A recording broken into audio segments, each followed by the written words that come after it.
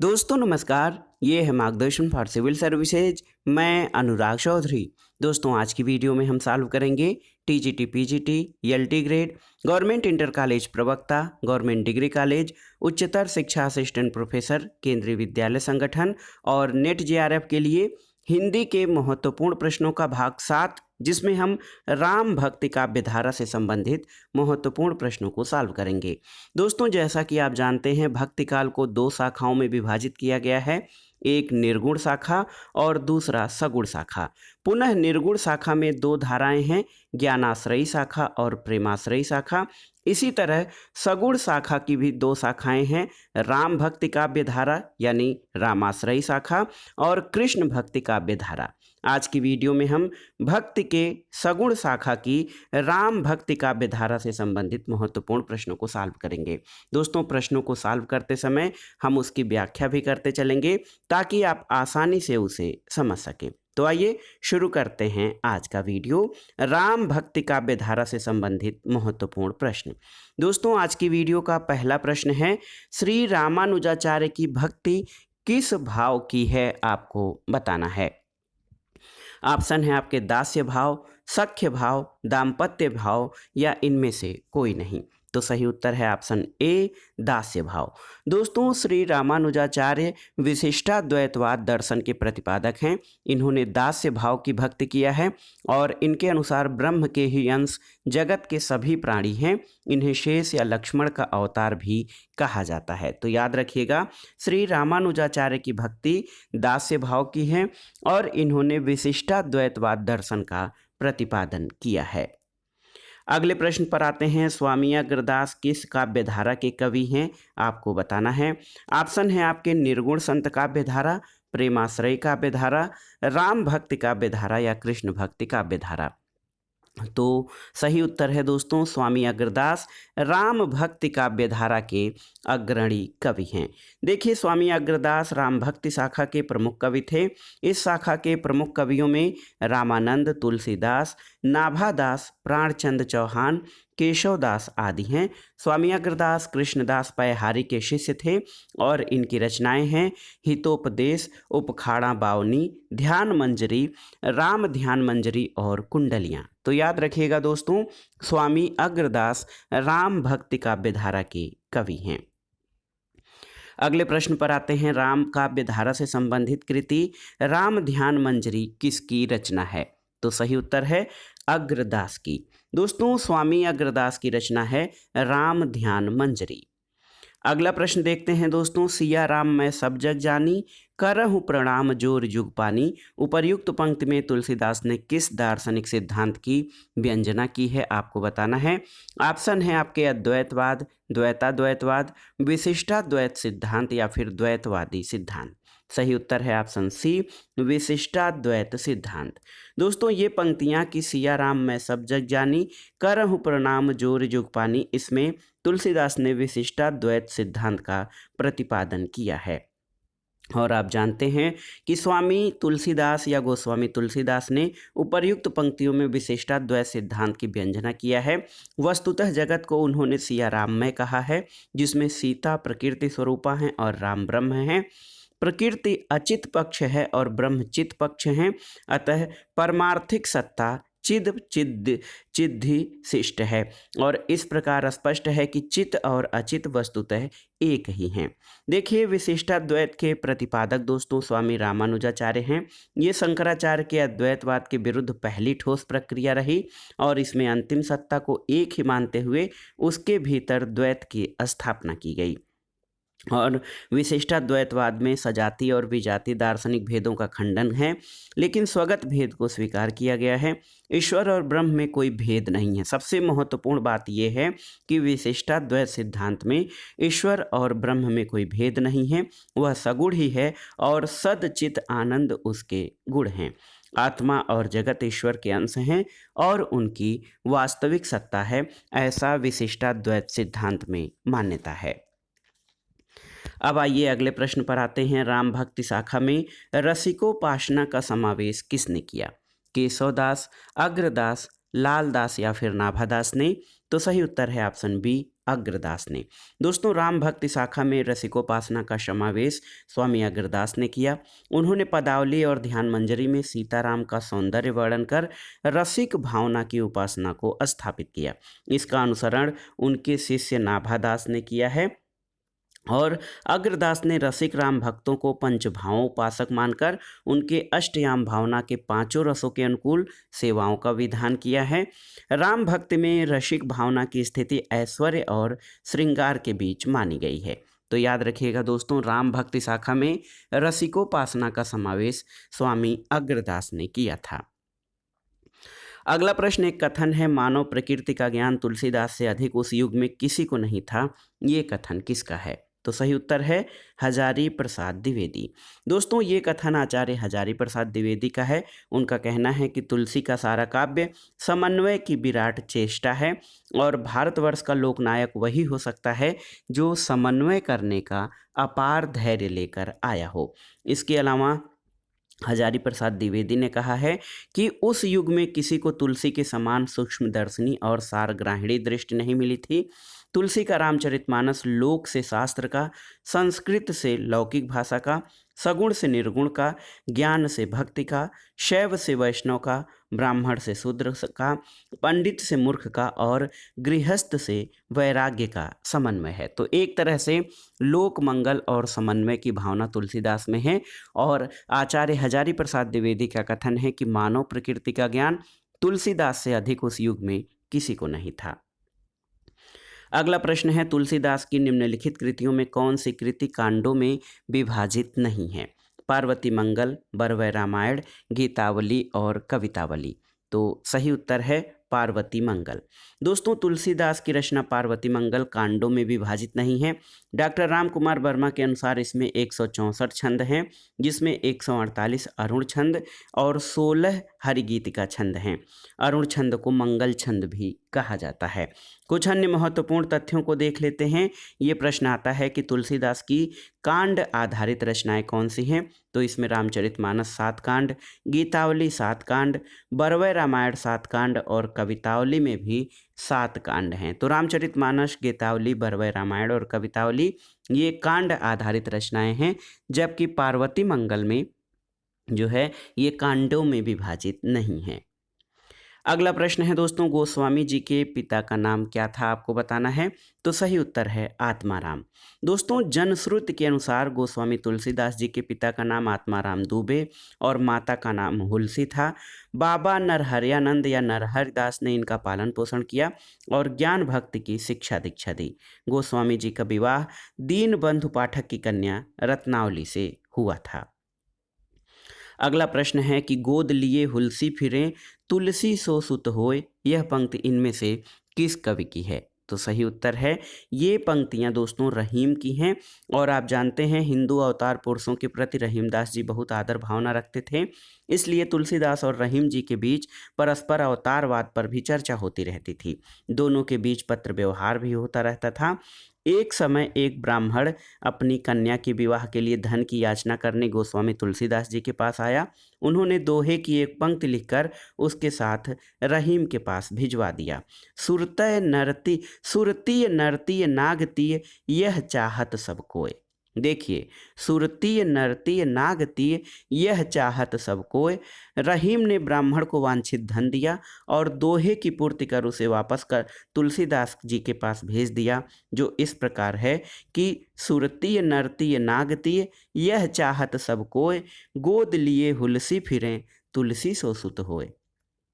तो याद रखिएगा दोस्तों, गोद लिए हुलसी फिरें तुलसी सो सुत होय रहीमदास की जो है पंक्तियां हैं। अगला प्रश्न फिर से पूछा गया है कि गोद लिए हुलसी फिरें तुलसी सो सुत होय, इन पंक्तियों का लेखक कौन कवि है? तो ये है रहीमदास। अगला प्रश्न है तुलसी की भक्ति का स्वरूप क्या था? आपको बताना है। तो सही उत्तर है तुलसी की भक्ति का स्वरूप दास्य भक्ति था और यही कारण है कि तुलसी राम के सम्मुख सदैव विनम्र रहे। अगला प्रश्न है दोस्तों रामचरितमानस के उत्तरकांड के संबंध में असत्य कथन का चयन कीजिए। आपको इसमें से असत्य कथन बताना है। इनमें राम के लोकाश्रय आनंद का चित्रण है, सही है। यह कवि की कालजयी रचना का समापन बिंदु है, सही है। इसमें शैव और वैष्णव मतों का समन्वय दृष्टिगत होता है, सही है। और इस कांड में कवि ने युगीन समस्याओं का उचित और सर्वग्राही समाधान दिया है, ये आपका सही नहीं है। तो दोस्तों इसमें से असत्य कथन का चयन करना था। ऊपर के तीनों कथन सत्य हैं, डी आपका सत्य नहीं है। और रामचरितमानस तुलसीदास द्वारा रचित 7 कांडों का महाकाव्य है, जिसकी भाषा साहित्यिक अवधि है। उत्तरकांड के संबंध में उपर्युक्त कथनों में से असत्य कथन ये है कि इस कांड में कवि ने युगीन समस्याओं का उचित और सर्वग्राही समाधान दिया है। दोस्तों इस कांड में तुलसीदास ने कलिकाल का वर्णन और उसकी प्रमुख चुनौतियों का वर्णन किया है, समाधान नहीं दिया है। अगला प्रश्न है, अवधी भाषा के सर्वाधिक लोकप्रिय महाकाव्य का नाम क्या है? तो इसमें आपको बताने की आवश्यकता नहीं है। अवधी भाषा के सर्वाधिक लोकप्रिय महाकाव्य का नाम रामचरितमानस है और ये राम कथा पर आधारित है। इसकी रचना काशी, चित्रकूट और अयोध्या में हुई। इसकी रचना विक्रम संवत 1631 यानी 1574 ईस्वी में तुलसीदास द्वारा की गई और इसे पूरा होने में लगभग 2 वर्ष 7 माह और 26 दिन लगे। कुछ अन्य महत्वपूर्ण तथ्य जो रामचरितमानस के बारे में आपको जानना जरूरी है। रामचरितमानस दोहा चौपाई शैली में लिखा गया महाकाव्य है, जिसमें 7 कांड हैं। बाल कांड, अयोध्या कांड, अरण्य कांड, किष्किंधा कांड, सुंदर कांड, लंका कांड और उत्तर कांड। अगला प्रश्न है कि रामचरितमानस की रचना कब प्रारंभ हुई थी, आपको बताना है। तो सही उत्तर है विक्रम संवत 1631 ईस्वी। देखिए, विक्रम संवत 1631 या सन 1574 में रामचरितमानस की रचना प्रारंभ हुई थी। अगला प्रश्न है, इनमें से कौन सा महाकाव्य अवधि में लिखा गया है? ऑप्शन देखिए, प्रिय प्रवास, साकेत, रामचरितमानस और रामचंद्रिका। तो सही उत्तर है रामचरितमानस अवधी भाषा का महाकाव्य है। प्रिय प्रवास और साकेत खड़ी बोली के जो हैं खंड काव्य हैं। अगला प्रश्न है कि संवत 1631 करऊ कथा हरिपद धर सीसा उपर्युक्त पंक्तियों में किस प्रसिद्ध ग्रंथ के रचना काल का संकेत किया गया है? तो उत्तर है रामचरितमानस के। अगला प्रश्न देखते हैं दोस्तों, आसान से प्रश्न है ये। रामचरितमानस किस भाषा में लिखी गई रचना है? तो अवधी भाषा की रचना है। ऑप्शन सी आपका सही है। रामचरितमानस की भाषा क्या है? तो ये अवधी भाषा है। रामचरितमानस की भाषा कई बार पूछा गया है, तो अवधी भाषा का ग्रंथ है ये। और राम कथा पर आधारित तुलसीदास के महाकाव्य का नाम क्या है? तो दोस्तों राम कथा पर आधारित तुलसीदास के महाकाव्य का नाम आप सभी जानते हैं, रामचरितमानस है। ये एक प्रश्न देखिए बार बार पूछा गया है कि गोस्वामी तुलसीदास ने रामचरितमानस की रचना किस संवत में की थी? तो सही उत्तर है विक्रम संवत 1631 में। और देखिए अगला महत्वपूर्ण प्रश्न है कि रामचरितमानस में कुल कितने कांड हैं? तो सही उत्तर है 7 कांड या 7 खंड हैं रामचरितमानस में। यही प्रश्न कई बार पूछा गया है, तो इसलिए आप अच्छे से इसको तैयार कर लीजिएगा कि रामचरितमानस में कुल कितने कांड हैं। तो रामचरितमानस कुल 7 कांडों में विभक्त है। रामचरितमानस में कितने कांड या सोपान हैं? तो आप जानते हैं कि 7 कांड हैं रामचरितमानस में। अगला प्रश्न है कि सुंदरकांड रामचरितमानस का कौन सा कांड या सर्ग है, आपको बताना है। तो सही उत्तर है ये 5वां सर्ग है सुंदरकांड रामचरितमानस का और ये बहुत ही महत्वपूर्ण है। कभी कभी रामचरितमानस पाठ में लोग केवल सुंदरकांड का ही पाठ करते हैं। दोस्तों रामचरितमानस गोस्वामी तुलसीदास द्वारा रचित 7 कांडों का महाकाव्य है, जो कि साहित्यिक अवधी भाषा में है। सुंदरकांड इसका 5वां कांड है। इसकी रचना विक्रम संवत 1631 में हुई थी, 1574 ईस्वी। अधिकांश कांड अयोध्या में रचित हैं। किष्किंधा कांड काशी में रचा गया, 2 वर्ष 7 माह 26 दिन में ये पूरा हुआ। और अयोध्या कांड को मानस का हृदय स्थल कहते हैं।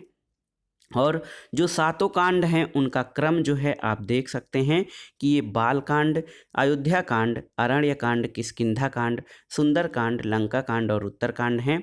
दोस्तों आचार्य रामचंद्र शुक्ल इसे लोक मंगल की साधनावस्था का काव्य मानते हैं। शुक्ल जी ने अयोध्या कांड में वर्णित चित्रकूट सभा को आध्यात्मिक घटना कहा है और इसका मुख्य छंद दोहा और चौपाई है, किंतु बीच बीच में अन्य छंदों का भी वर्णन है। और यह कड़वकबद्ध रचना है जिसमें कुल 1074 कड़वक हैं। इसमें 4 घाटों के माध्यम से 4 संवादों का वर्णन है, राजघाट, पन घाट, पंचायती घाट और गौ घाट। और इसमें सीता त्याग और संबूक वध प्रसंग का वर्णन नहीं है। ये पहली टीका रामचरितमानस पर पहली टीका रामचरण दास ने लिखी थी। और दोस्तों ऐसी मान्यता है कि तुलसीदास ने सबसे पहले इसे रसखान को सुनाया था। अगले प्रश्न पर आते हैं, सुंदरकांड में प्रमुख पात्र कौन है, आपको बताना है। तो सही उत्तर है सुंदरकांड के प्रमुख पात्र हनुमान हैं। सुंदरकांड तुलसीदास कृत रामचरितमानस के 7 खंडों में से एक है और इस कांड में हनुमान जी के लंका गमन से लेकर आगमन तक के विविध रूपों का वर्णन किया गया है। अगला प्रश्न है दोस्तों, रामचरितमानस में बीभत्स रस का प्रयोग किन कांडों में किया गया है। तो सही उत्तर है आरण्यक कांड और लंका कांड। देखिए, रामचरितमानस के आरण्यक कांड में करुण, बीभत्स और लंका कांड में वीर, भयानक और बीभत्स रस का प्रयोग किया गया है। तो याद रखिएगा, रामचरितमानस में बीभत्स रस का प्रयोग आरण्यक और लंका कांड में किया गया है।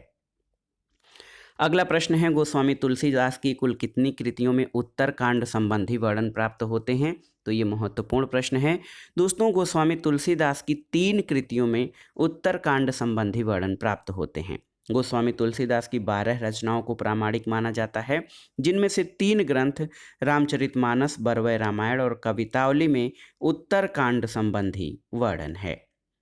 अगला प्रश्न है कि रामचरितमानस में तुलसीदास ने सर्वप्रथम किसकी वंदना की है, या रामचरितमानस में तुलसीदास ने सर्वप्रथम किसकी वंदना की है। ऑप्शन है पार्वती शंकर, वाल्मीकि हनुमान, सरस्वती गणेश और सीताराम। तो सही उत्तर है दोस्तों, रामचरितमानस में तुलसीदास ने सबसे पहले सरस्वती गणेश की पूजा अर्चना और वंदना किया है। आप यहाँ पे देख सकते हैं, वर्णनाम अर्थ संघानाम रसानाम छंदसामपि मंगलानाम च कर्तारौ वंदे वाणी विनायको। इस प्रकार वाणी यानी सरस्वती और विनायक यानी गणेश की वंदना सबसे पहले की गई है।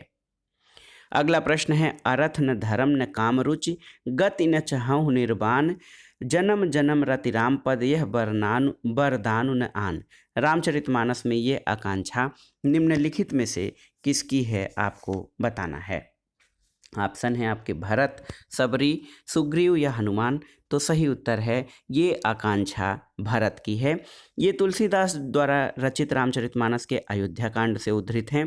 इन पंक्तियों के माध्यम से भरत कहते हैं कि मुझे न अर्थ की इच्छा है, न धर्म की, न काम की और न मोक्ष ही चाहता हूँ। जन्म जन्मांतर में मेरा श्री राम जी के चरणों में प्रेम बना रहे, बस यही वरदान मांगता हूँ।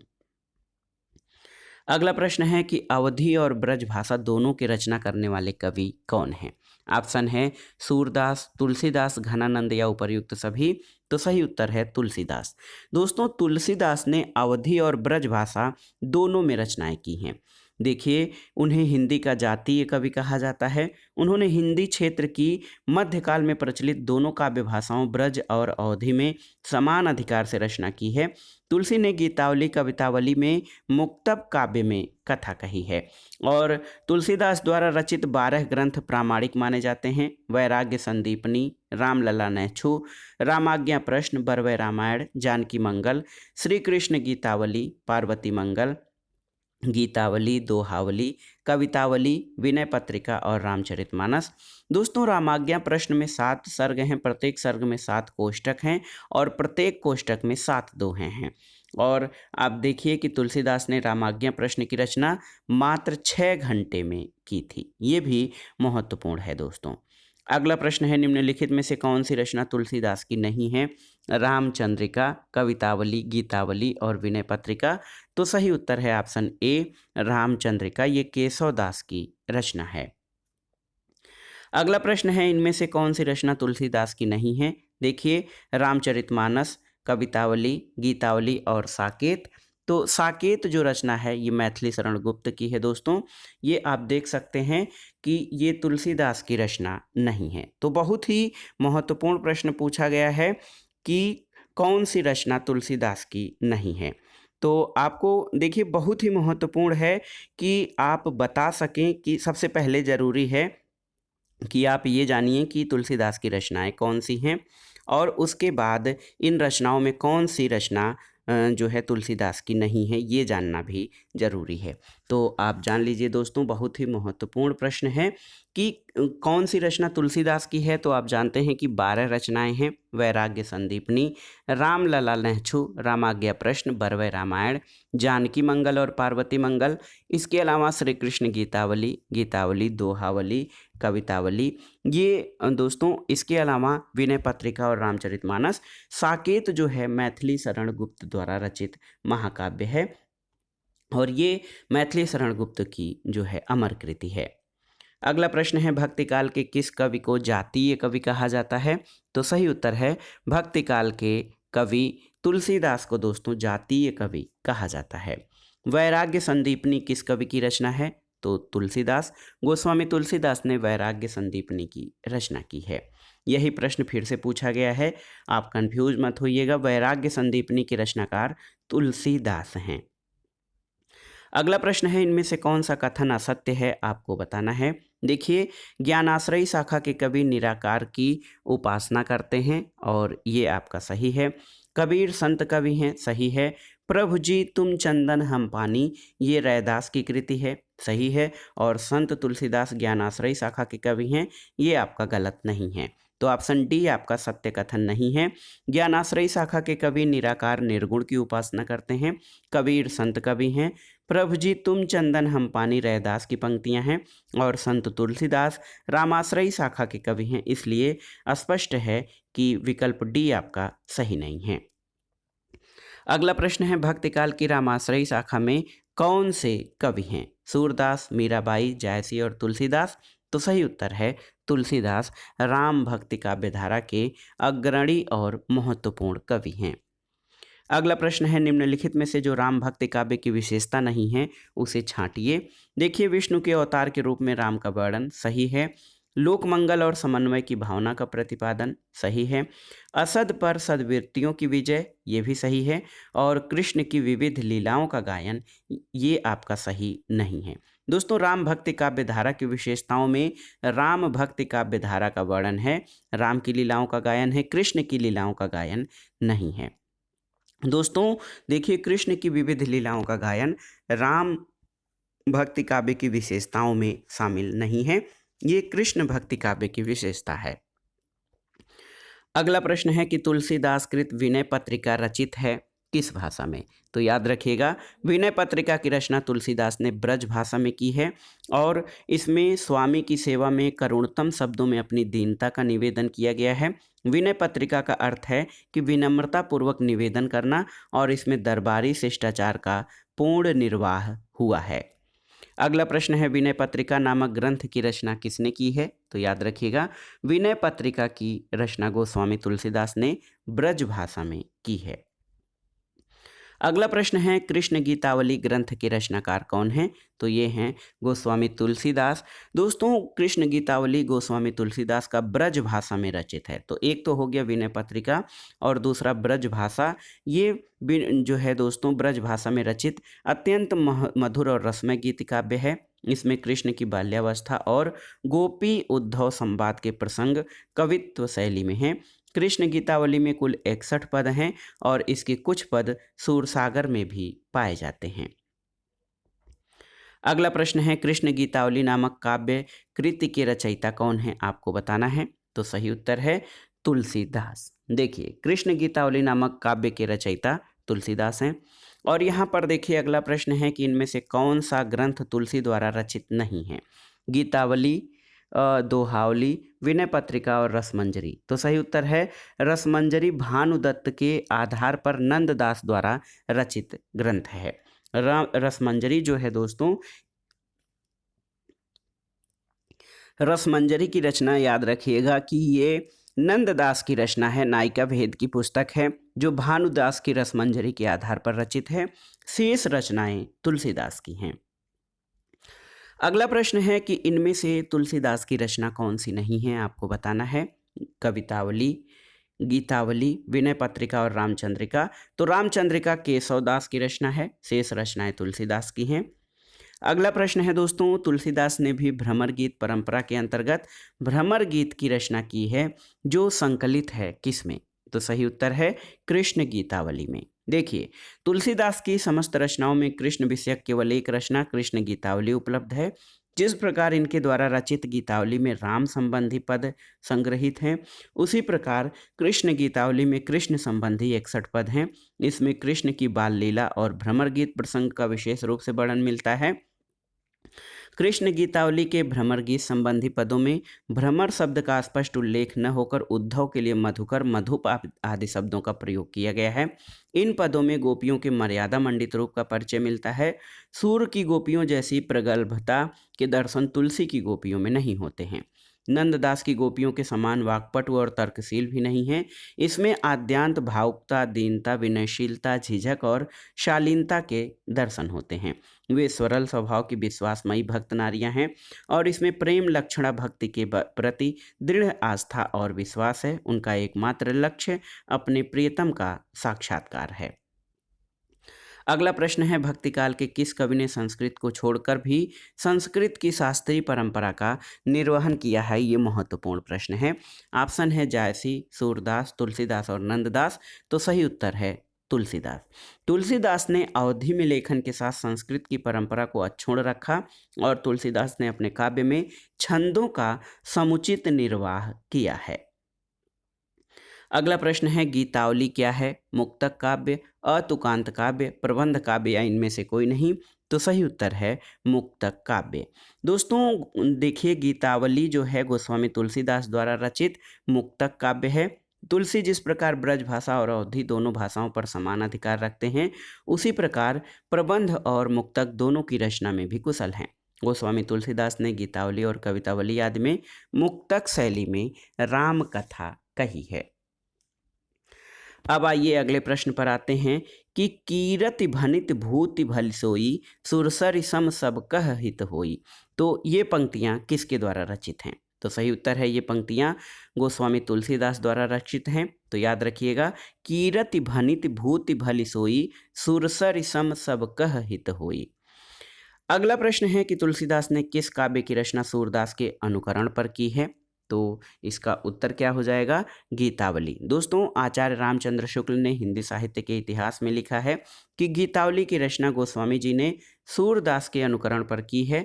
बाल लीला के कई पद ज्यों के त्यों सूरसागर में मिलते हैं, केवल राम और श्याम का अंतर है। तो याद रखिएगा, तुलसीदास के गीतावली काव्य की रचना सूरदास के अनुकरण पर की गई है। अगला प्रश्न है, रामचरितमानस का ज्ञान दीपक प्रसंग किस कांड में वर्णित है? आपको बताना है। उत्तरकांड, अयोध्या कांड, बाल कांड या अरण्य कांड? तो सही उत्तर है ऑप्शन ए, उत्तरकांड। दोस्तों गोस्वामी तुलसीदास ने उत्तरकांड में राम वशिष्ठ संवाद, नारद जी का अयोध्या आकर रामचंद्र जी से स्तुति करना, शिव पार्वती संवाद, गरुण मोह और गरुण जी का काक भुसुंड से राम कथा और राम की महिमा सुनना, काक भुसुंड जी के पूर्व जन्म की कथा, ज्ञान भक्ति निरूपण, ज्ञान दीपक और भक्ति की महिमा, गरुड़ के 7 प्रश्न और काक भुसुंड जी के उत्तर आदि विषयों का वर्णन किया गया है। तो ज्ञान दीपक प्रसंग उत्तरकांड में आया है, याद रखिएगा। अगला प्रश्न है, रामचरितमानस से किस संवाद का संबंध नहीं है? देखिए, शिव पार्वती संवाद, याज्ञवल्क भारद्वाज संवाद, राम सीता संवाद या काक भुसुंडी गरुड़ संवाद। तो दोस्तों रामचरितमानस का संबंध ये जो विकल्प में सभी दिए गए हैं सभी संवादों से है। शिव पार्वती, याज्ञवल्क भारद्वाज, राम सीता संवाद और काक भुसुंडी गरुड़ संवाद। तो ये सभी कथन आपके सभी आंसर सही हैं। इसमें से कोई भी जो पूछा गया है कि किस संवाद का संबंध नहीं है, तो कोई भी ऐसा संवाद नहीं है जो रामचरितमानस में नहीं है।